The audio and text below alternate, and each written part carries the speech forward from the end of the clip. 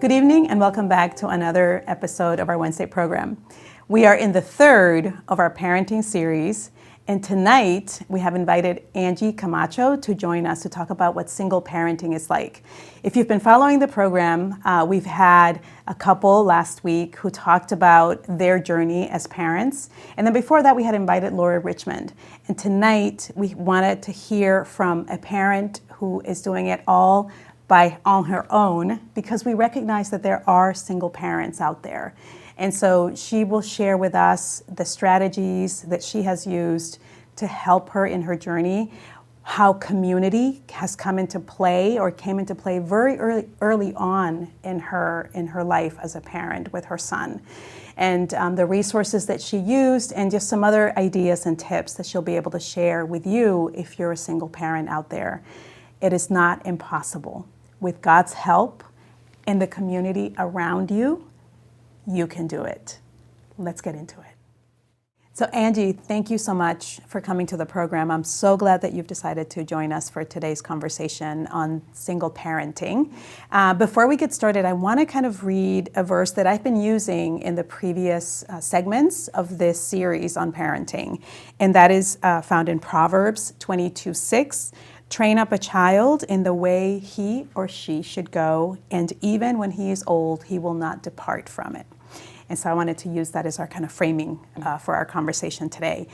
So let's start. I've known you now for several years, and I know Chris, your son, who is an amazing young man. Thank you. And I know that you have been kind of single parenting him since he was a baby. Correct. I just kind of want us to talk and have a conversation about that, and hopefully if there are single parent women or single parent dads even who are out there listening to the program, just to learn from you, and how you've been able to do it, right? This is what this conversation is about. So kind of tell me a little bit. I think the first question I would love to ask you is, what has been some of the hardest things? And obviously it's been a process, right? So he's had all these stages, and he's now, I believe, is it 14, 15? 15. He's 15 now. So share with us kind of like what that process has been like, and maybe some things that you learned along the way. Well, first, thank you. Thank you for having me. And, thank you to all of you who are going to share a few moments listening and hopefully connecting. So, goodness gracious, along the way, the hardest thing is realizing that parenting is like the old motto of the Peace Corps. It is the toughest job you are ever going to love. I also say, right? For those of you who, if you know, then you know how old I am. I earned this gray hair, honestly. And so Chris being 15, almost 16 as a young man in this world, one of the hardest things that any parent has to face is that understanding that we were built to be a family unit, right? Mm-hmm. When we're talking about God and God having a relationship with his people as, created beings, mm-hmm. There was a family unit, right? And what happens when that family unit doesn't exist, right? Yeah. There is the misconception that you can do it all, mm-hmm. right? And in some ways, you can do a lot of things, but we have to be honest sometimes with, you can't do absolutely everything well, right? Because there are certain things that we are purposed to do, and because of that family unit, right? Mm-hmm. There are things that need to be filled in mm-hmm. by the people who are your village, either your family by blood or your family by love, right? Mm-hmm. And you have to be open to accepting that help and accepting those people who can do the things that you can't do, right? I can be all kinds of things to my son, but I cannot be a father, right? Mm-hmm. I can't be the man. I can show him characteristics that as a woman I would expect from a man, expect from him as a man. However, I am not a man, right? Mm-hmm. And there's some power to that, right?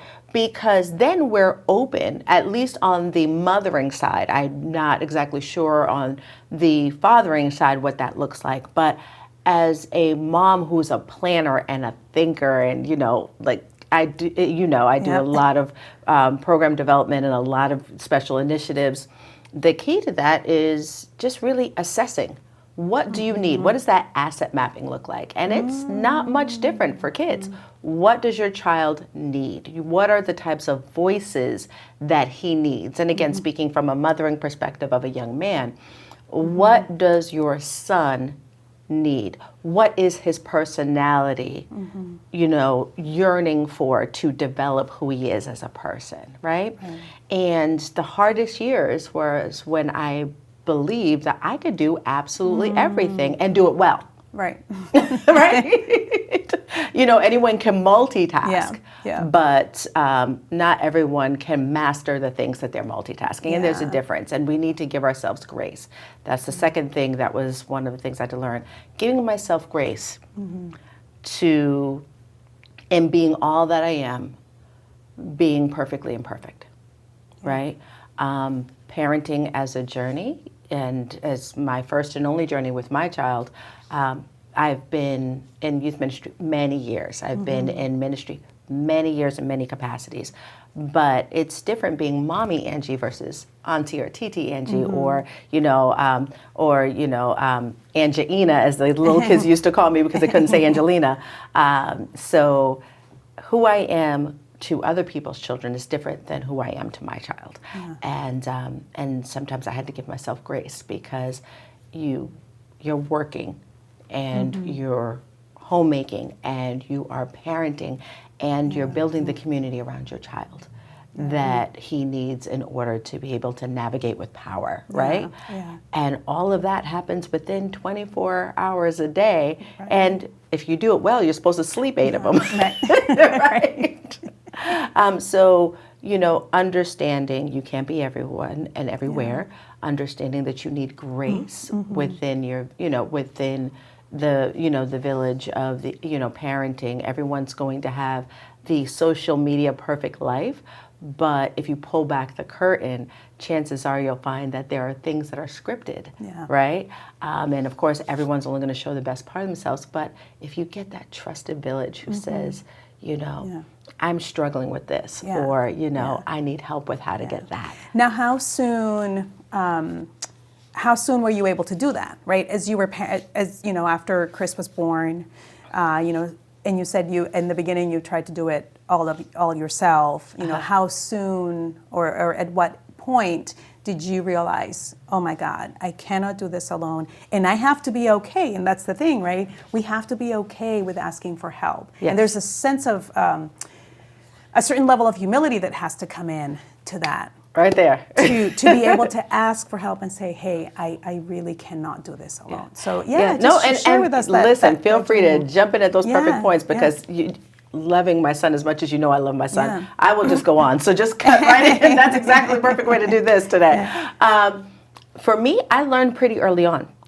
So I was competitively employed, working on a statewide initiative, one of many that I had done even some federal work, and switched over to a state program, and here I am with this little person in tow now.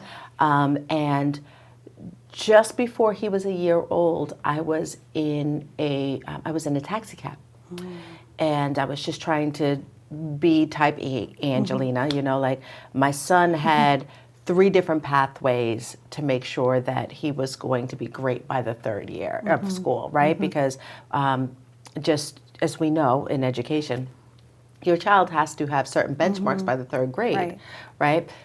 So my son went to a home care, bilingual home care, learned how to read, write, know his numbers by the time he hit kindergarten, right? In both languages. And yet I had to learn very early that no man's an island, because again, right before he was a year old, I was in a taxi cab trying to get to one of my locations early and inspire them with some donuts. I'm food oriented, so that's always a part of my story. And the cab that I was in, And again, this was before Uber, guys, and Lyft.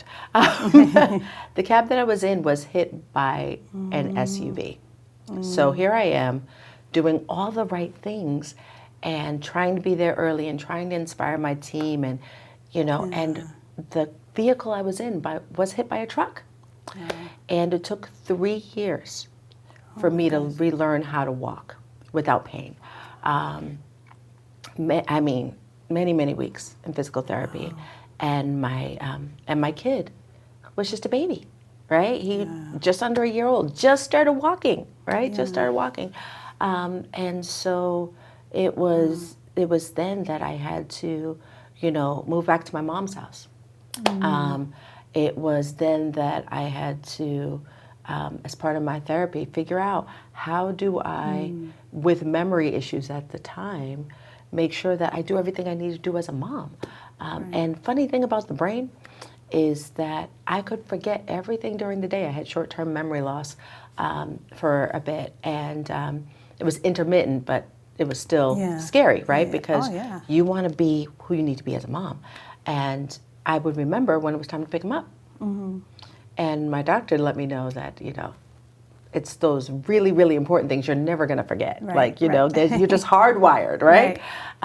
So I had to temporarily live at my mom's house. I had to really lean into my village, who I was always collecting assets for someone else. And it was my dear friend Maria at the Science Museum who said, hey, you're always walking downtown or whatever. Let me give you your first membership to the Children's Museum. And, not Children's Museum, excuse me, Science Museum. And we're members of the Science Museum to this day. And I purchased a museum membership to the Children's Museum. And it was about really not always being able to track down those library passes. And when I counted it out over the course of a year, right? It was cheaper just to be able to buy the membership and go whenever we wanted. So every week I was walking from the Roxbury area all the way downtown to one of these museums or whatever to try to just get my exercise in. It was my home care who would say around the holidays, or even just if they saw me looking too tired, we're going to hold on to your son a little bit, right?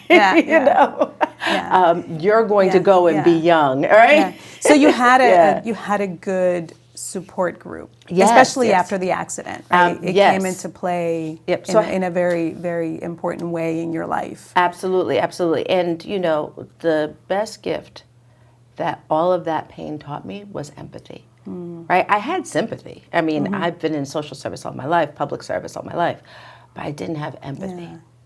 And that was a gift that even in that hardship, I was able to, have. And so, so it's been a gift that's been along with me, ever since the beginning when I had to learn no man's an island.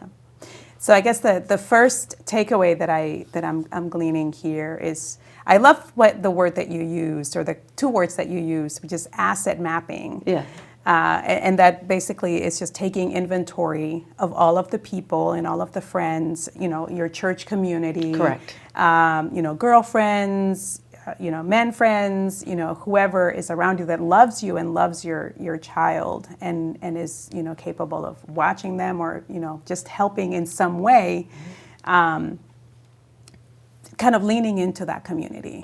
Yes, it's especially for parents who feel like, I have to be everything to this kid. And, to a degree, go for it, right? Lean in on that power, but allow people to love you, right? That can be so hard, especially for givers. Allow people to pour back into you, right? Allow people to be blessed by being a blessing to you, especially in a time where, of course, you can't trust everyone and everything.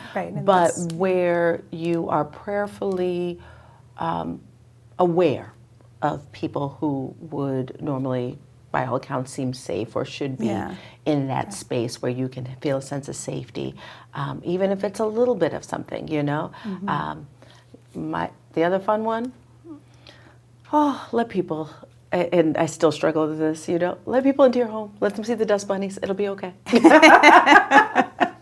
Right. We don't have to have the perfect home, cleaned and dusted and everything put away. It's okay if they see a little bit of a mess. You have kids, so it's okay. People understand. That's it.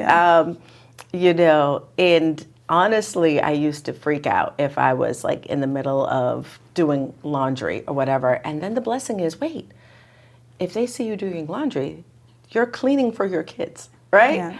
If they see you doing laundry, you are, productive as a parent, right?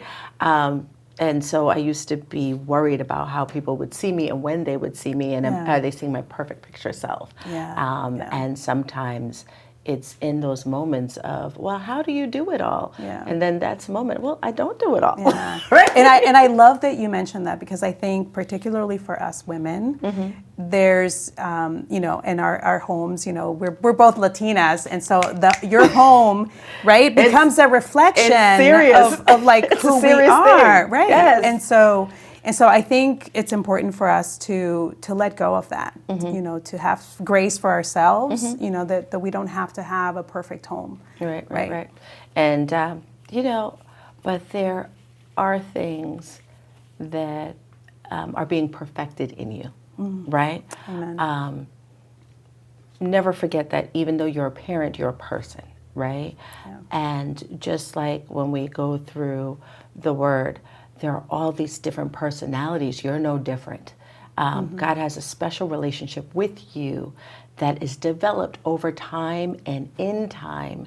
And from time to time, there are things that you grow into, and you have to be okay with understanding you're in the push sometimes, and you're in the process sometimes of being the person you were meant to be, to have that story to share. Yeah. And I think that's really key too, because as I've discussed, in my previous conversations in talking about parenting, is that we're going to make mistakes with our kids. All the time. We are going to say the wrong thing. We're going to hurt them. We are in process.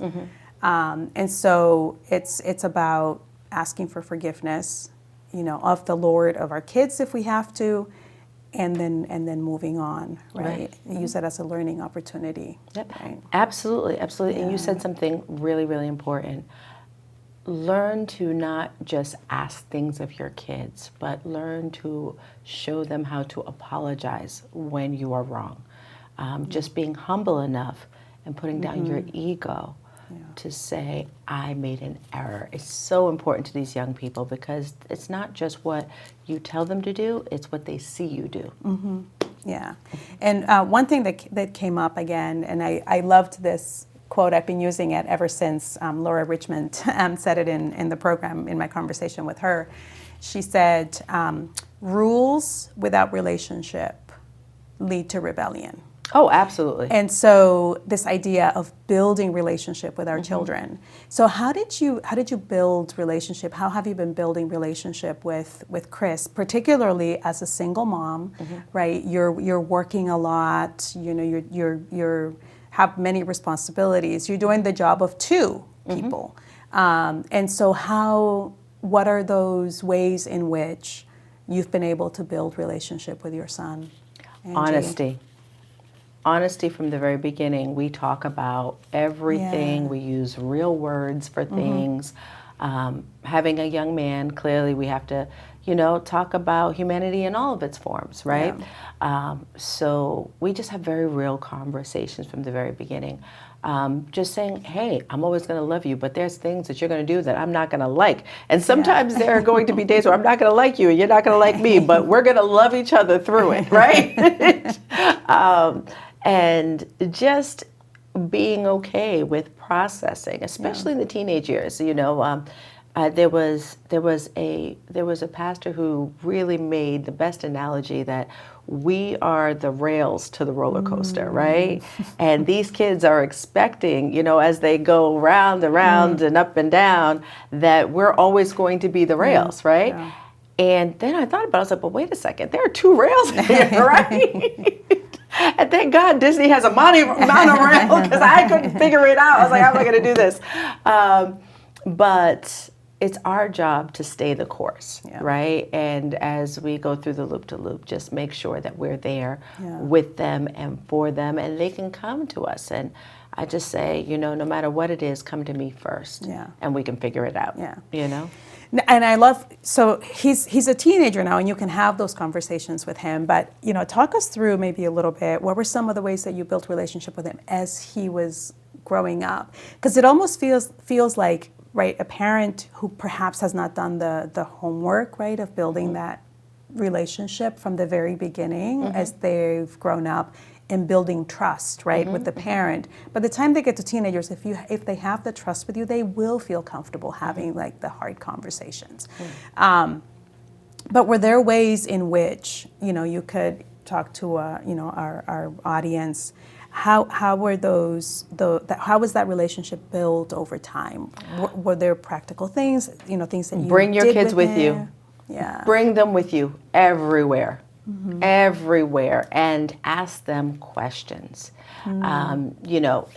Community meetings. What did you learn from that? This kid was 3 years old, and he had this big stuffy that was around the house. He called it doggy oven puppy, right? He loved this thing. And so he was like maybe about a year later, he was like 4 or 5, and this thing was like bigger than he was, right? And I had to go teach a tax class, and I didn't realize how much he listens, right? Yeah. Oh, yeah. And we're talking about 4 or 5, right? Maybe 4. No, it was not even 5. He was like 3 or 4. And he wants to bring this big stuffy into the car, right? And I'm just like, okay, we'll bring this thing in the car. And he wants to take it out of the car and take it to this tax class. And I'm like, well, if you can figure out how to carry doggy oven puppy, you can bring him. And this 3-year-old, right, looks at it, and he looks at it, and he smiles, right? And he flips it over. And he puts the legs on his shoulder like his backpack. And so he had his little backpack, and then he had his little dog, right? And he trots right to the class, right? And he's just laying there on his dog, but that was the deal, right? So teach them how to problem solve, right? Oh, no, I can't carry it, but it shouldn't stop there. If you can figure it out, then you can do it. Yeah. Give them a chance to figure things out and not just say no because you can't do it. Is there a way where they can take responsibility, right? And we were in this tax class, and I was teaching a particular piece that I just repeat over and over and over again. And I asked the class, what's the answer? And at 4 years old, right, like 3, 4, he was like right on that cusp there. I'm talking, and I'm looking for the answer, and he answers it. And they were like, what 4-year-old knows, tax law, But it wasn't necessarily that he knew it for the sake of knowing. It's like that repetition just sticks in. Yeah. And so that brings me to my next point. Early on, repetition matters. If you say no, your no has to be no. It has to be consistently no. And what you're repeating is not just no, like, relation, that, what is it, rules without relationship? Right, lead to rebellion, be comfortable with, to a certain degree, explaining why in certain, in certain arenas. Not all the time, because sometimes they just have to trust you, and sometimes that was my answer. I just need you to trust that I'm saying no for the right reason. Sometimes I'll be able to explain, and sometimes I need you to just come along for the ride, And so from a very early age, just being open to having those conversations about when you'll give them room to learn and grow and explain, and when you just need them to, let's get things done together, That's really great. I love that. Yeah. So have your village asset mapping first. Figure out your community, and then 2 was the building the relationship. Yeah. Take them everywhere. Take them everywhere. You. Ask a lot of questions of your kids. Tell me what sorts of resources that you might be able to share with people that, yes. that you availed yourself of as you were doing this thing on your own? I am like just the master planner, right? Learn to love Mommy Poppins, you know. I always say if it's for free, it's for me, you know. And Mommy Poppins is? Oh, sorry. Mommy Poppins is a website that really offers a lot of insight around things to do, low-cost ways to get things. I have been a big fan of couponing. I am a big fan of leveraging rewards credit cards, you know, because as long as you're not like carrying a balance, like, you know, those rewards really do add up, right? I was so proud of myself when my son and I had business class tickets to Disney, his first trip to Disney. And for the 2 round trip tickets, just points and discounts or whatever, you know, I paid less than $200 for the tickets, you know, and that was with the insurance. So I am a big fan of finding ways to save $1. I'm a big fan of the Dollar Tree. Yes. I'm a big fan of the Dollar Tree. As am I. Right? I think a lot of us are. Yes, because one of the key skills for people who are very successful in life is journaling, writing things down. And I mean, look at these wonderful, like, plan, goal, right? Say, you know, the ones with the words, yes, you can. And I love this one because if you can't write, you can draw. There, I don't know if you can see it. Maybe, you know, when we shoot in, you'll see, but there's dots, right? So many people, writing is a hard skill, but get your people to draw their ideas, right? When we look at financially successful people, visioning, getting past the short-term thinking is a critical skill. Ones that, you know, my favorite, write it down now, deal with it later, right? You can have idea now, but you can build a plan for it later. Ones with the Bible verses, right? I'll tell you one thing that we didn't have a chance to talk about, but even when Chris was a baby, I would play the Bible while he was sleeping. You know? So with that repetition, he may not have known all the words, but just getting that. His mind is familiar with it, right? Familiar with it right from the beginning, right? There's others, faith, grow in grace with Bible verses in them, but these are all dollar store finds. Dollar store finds that you can get them to, you know, that you can get them to start some really well-known financial success and just career success, goal-oriented success patterns that are consistent.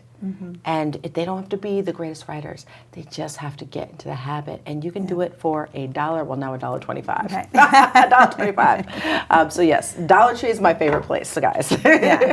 Now, you know, talk to us a little bit, since you were talking about, you know, journaling and playing the Bible to him. What was your strategy? You know, you're a planner, so I know it's a strategy.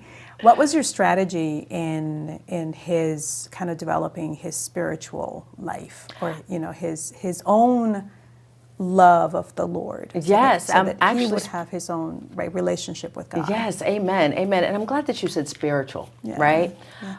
Because before I came over to Lion of Judah, I was a founding member of my other church. I served as the verger, you know, the one who handles all of the like ceremonies and this and the other and expedites during the service. So like I knew the service back and forth, right? I had served in youth ministry at a bigger church, and like, you know, hundreds of kids. Some of them are actually now doing amazing things, and you know, as they've taken on the youth ministry themselves. But it's so important to allow our kids to understand church the way they need to understand church, right? Before we came here, my son, the pastor is his godfather, right? And my son would stay upstairs with us in service for, you know, a good portion of it. And then he would go down to the basketball game. That was, you know, the basketball team. And, you know, and he'd come back by the time his godfather started preaching, but, you know, he'd be in and out, right? He'd be in and out. And there weren't many kids, right? And so it wasn't until we got here to CLJ that I was originally pulled in for Awana. I was originally pulled in for Awana because one of our friends invited me to come, and what happened was they just were, they were over enrolled, and then my friend says, "Oh, well, Angie's been in youth ministry for years. She can teach," and that's how we started. So, I got permission from his godfather, and I said, well, let me figure out like what this Sunday service looks like, right? And I knew we were in the right place because my friend needed to go up to the altar, right? But she didn't want to go by herself. And so I go up with her, and next thing you know, here goes my little guy, and he just walks himself right up with us. Yeah. And before you know it, everyone's in prayer, and he has his hands up, and the tears are coming down, right? And what was it? I think Chris was in Awana, I think, second or third grade, right? So here's a second or third grader, hands up, receiving what God has for him, tears coming down his face, right? And it's because I didn't like make him, memorize every single verse. I just played the Bible while he was, while he was awake or sleeping or studying or whatever. I just allowed him to experience the amount of church that he could handle, right? What does that look like, right? And come to find out, when it's really important, you see the product of that. You see that he's in tune with God and has a love of God and has a reception for what God has to show him. And then it goes back to the village, right? Because let's not forget, I'm still trying to get him back with all of his sports stuff to hang out with, with Minister Wilson and all of that. But it's the kids, right? It's the kids finding their own village, right? Getting them in a place where they can see other kids and how they see God. Exactly. I think that's really critical. What you mentioned, age appropriate, right? Introduction to Scripture, and allowing them to discover things for themselves, discover their own love of God for themselves. But as you were talking, in terms of youth, and we know the world in which we live exposes our kids to so much stuff out there that's contrary to our Christian values. Now, how what are your thoughts around that? And then my second adjunct to that is, and how have you been able to protect Chris from a lot of that stuff? Well, I mean, and we can't, right? We can't protect our kids from everything. Right, I mean, that's we can do the best that we can, right? And we can build these hedges around them as much as we can, right? But just share with us some of the things that you've been that you're doing. I think the best thing to realize is, don't get overly angry when they touch the stove, even though you told them 10 times it's hot. Right? Don't, right? Just don't get overly angry. It's the best chance for you to prove that you are a partner in parenting, right? Because you have to produce a young person who can make independent decisions.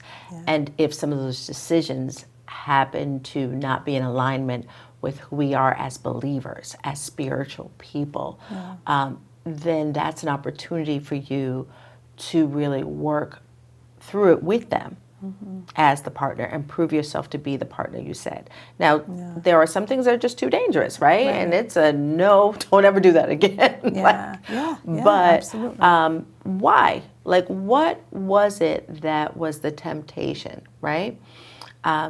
There are so many of us, even as adults, right? I say that there's a difference between being busy for God and being about the business of God, right? There are so many things that we, when we talk about, I can do all things through Christ who strengthens me.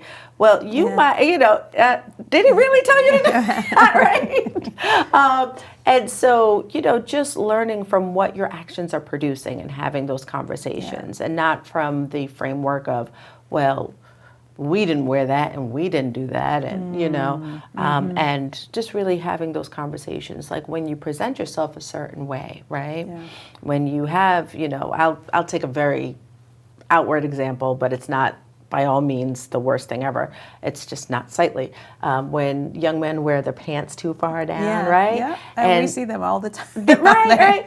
And so, he never did that, but I would just say, okay, well, what do you think when you see that, right? Yeah. He said, well, it looks like they're out in the street. Ah, right?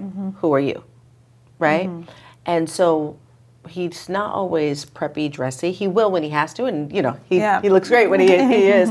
But we came up with a middle ground. Okay, certain areas, no Crocs. You have Crocs, right? Tons of them. What teenager doesn't? You have Crocs, but know where to wear. Where to wear them.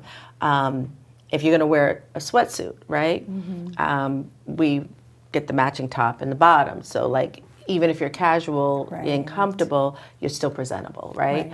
And for parents, whatever you have, right? Make it, you don't have to do the Nike Tech. It could be the Old Navy fleece that goes on sale for like $40 when it's on sale. But, whatever your agreement is, work with what you have, right? You don't have to go crazy, but find a brand for your kid that they can be proud of. It really goes a very, very long way, know? Yeah.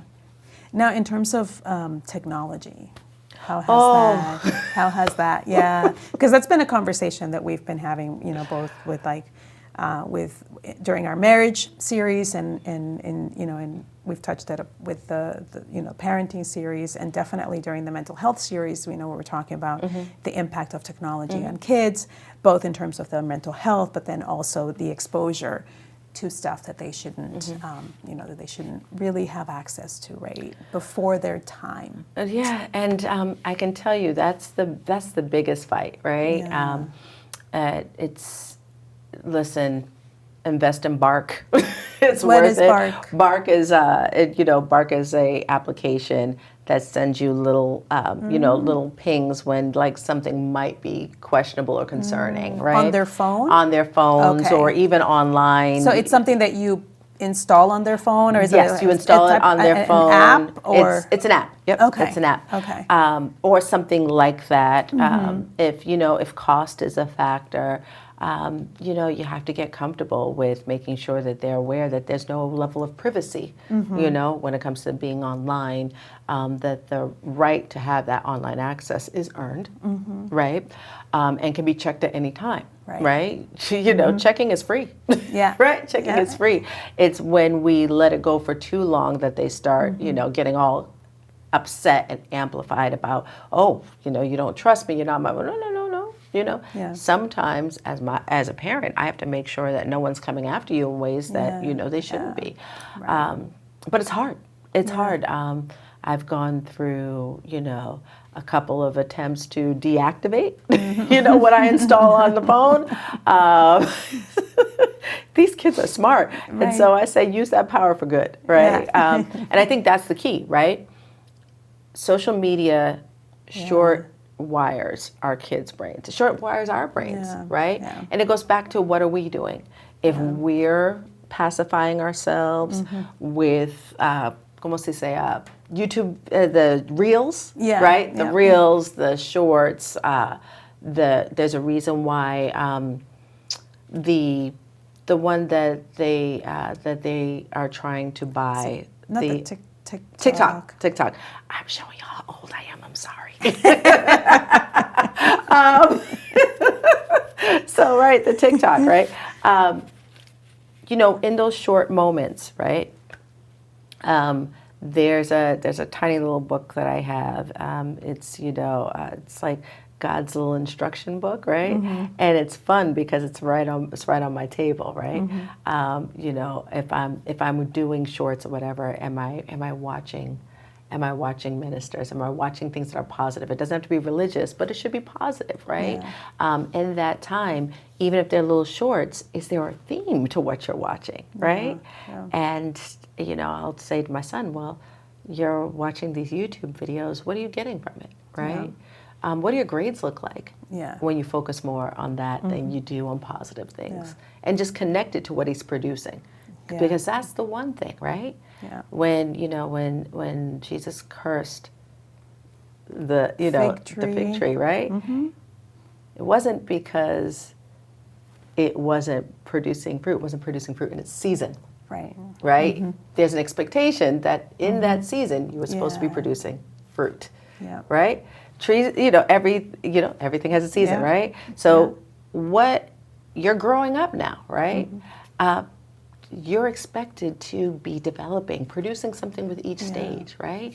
If you're stagnant, what does that look like? Yeah. Right? So it's not just that you weren't producing fruit, you weren't producing fruit in your season. Yeah. Right? Now, do you limit his social media No. use? Okay. No, I do not.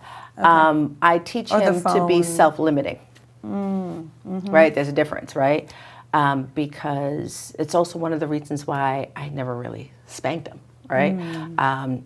I said, spanking only teaches you that I'm angry about something. It teaches you that I'm upset about something and don't want you to do it again. It does not teach you to self-regulate, right? And for some parents, that's fine, spare the rod, spoil the child, all that. But in my house, I have to choose my battles. Yeah. And if I need to invest my time, I need to invest my time in explaining why something is wrong and allowing you, again, stove's hot. Stove's hot. Oh, you touched it. You learned it's hot, right? Now let's talk about why you won't touch it again.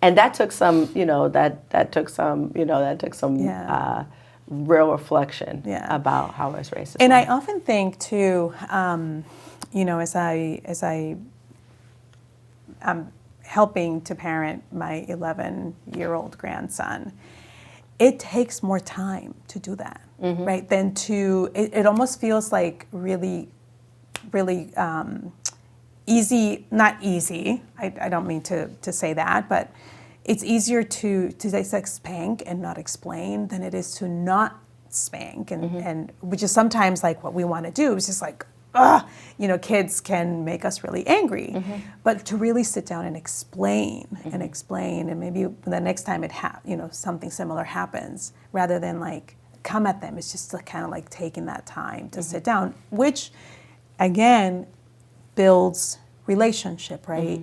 You're building relationship with your child as you are teaching them and instructing them and training them, right? Because it is discipleship. We talked about that word, training the child. It's discipleship, that word. And so we are discipling our children, right? And at the same time. And so, I totally jive with you, not spanking. Can't say I, completely. Listen, we've had some moments now. We've had some moments now. Just saying, but when I'm really focused on who I want to be as a parent, and more importantly, a person that will have a lifelong positive impact on my child. He knows that his mama is a little wild. His mama's a little crazy. But I am wild about him. And I love what you said. Lifelong positive relationship with our children is what we're going for. Absolutely, absolutely. No, Yeah. that's it. Because we, at any moment, no one knows our own time or hour, right? How do we make each moment count? Perfect, room to grow, whatever that is. And how does that, he's still, don't kill me, Chris, if you ever see this. And teens, don't tease them too much. But we still have, we still sing, our hugging song from when we were little. Like sometimes when he needs his mom, he'll come up and he'll do his little huggy thing. I won't do it on TV, but we do our little hug, our little hug dance, and that's when I know he needs his mama in a little bit closer. And he doesn't even tell me what it's about. But he needs that nurturing, and he knows it's okay as a man to say, I need nurturing, right? Because toxic masculinity is a thing. Right? And now that you've gone there, let's kind of go there. What have you been teaching him, right? Because I feel like, particularly nowadays, there is a real lack of sort of strong, centered, with good values. And this may be, I may be, projecting, but, we know the statistics that a lot of our young men are in jail, or a lot of our young men are in trouble or in drugs, or, right? And so particularly with, a son of color, how, just, keeping him out of trouble and giving him good values, and loving the Lord, and having him engage in positive things, but then also being a man who respects women, right? What has that process, what have those lessons that you've been able to kind of teach him? Oh, gosh. Yeah. That is really tough, right? Because again, it's so hard to find those male role models. That is so key. Male role models that can actually teach your child that it's okay to show emotion. Emotion actually takes strength, right? To let him know that the little one who walked up to that prayer line, hands up with tears, took strength then and takes strength now, right? That it's okay to draw in and say, I need help, right? Because, your job is as a provider, right? Yeah. Not a doer of all things, just like my job as a parent is not to do all things. My job is to provide, right? And to be a positive example. So, it goes back to that asset mapping, right? Being strategic about what you need and being strong enough to say, I need help, right? Yeah. So important. And then for me as a parent, going back to, I can't do everything by myself. It goes back to that village, right? Finding those people in that village that you can trust, or finding those people that resonate with him and doing that evaluation talk, right? Okay, what does this person look like when the camera is not rolling, right? Yeah. What are they into, right? Because that's scripted for them. Well, what's scripted for you, right? And what scriptures are you living by? That helps set that example day in and day out, especially when no one's looking. That's the key. Your most powerful moment is who you are when no one's looking, right? And what do you need to produce that? Very, very important. Yeah. So for mothers who are bringing up young men or boys, to find the male role models, right? As you're looking at who could be an influence in your son's life, because as you said, you cannot be a father as well as a mother. You can sort of show some qualities, right? But we cannot be men. And to find those role models for your son. And maybe they can spend some time with them, but they can become their mentors. Mentors are an important, I think, can be an important person in a young person's life. And shape safe time where they can engage with each other. That's why I love golf. I love golf, people, right? Because you can't spend 4 hours with someone, 3 to 4 hours with someone, and not get something out of them, right? And you think it's just about swinging a club, but it's not. It is. It is 3 to 4 hours walking and learning. There's a psychology to the sport, right? So find those, and it may not be golf for you, right? It may be, that extra hour or before or after, a football game. It may be theater arts, whatever it is that your child and a trusted adult can be in safe space with each other, curated space with each other, where they could just kind of glean and learn some of the things that really you appreciate in that person that they can then impart onto your child, because they need different perspectives in life. Yeah, absolutely. And I just want to, for you to share with the people who are watching us, any last words of advice for the women out there, the single moms out there, because I'm, my last question to you was going to be, how do you make time for yourself? Oh, well, it's what I was going to say was kind of along those lines, right? Yeah. You can only give what you develop within yourself, right? And so that's good and bad, right? When you are parenting, your child knows whether you are giving from an abundance or whether you are giving sacrificially or whether you are speaking from a void, right? Your child knows it, your child sees it, and your child capitalizes on it, right? These kids are smart, remember? Kids are smart. And it's so important. If you need that nap, take that nap, right? If you need that cookie, eat that cookie. Right? I'm food motivated. Remember, food motivated. If you need that moment of prayer, it's okay if your child sees you praying. Actually, it's helpful. It's helpful, because what you tap into for strength, your child sees. What you do as a salve for your pain, your child sees. And what you're able to give, your child will get something out of it more if it's out of abundance than it is sacrificially. And sometimes there are things, trust me, 3 years learning how to walk again, having to live off of my savings and rebuild my life to a place where I am now a homeowner. But there were many days where I had to lean on the village. I mean, different story, different show. But he's seen both, right? He's seen both. And your plan to get there shows them that it's going to take a plan for them to get to their life goals too. Amen. Thank you so much, Angie. Thank you. This has been a wonderful conversation. I pray that you have gleaned something from what we have discussed, and I pray that God will be with you as you parent your child. Thank you so much for tuning in. We'll see you next time.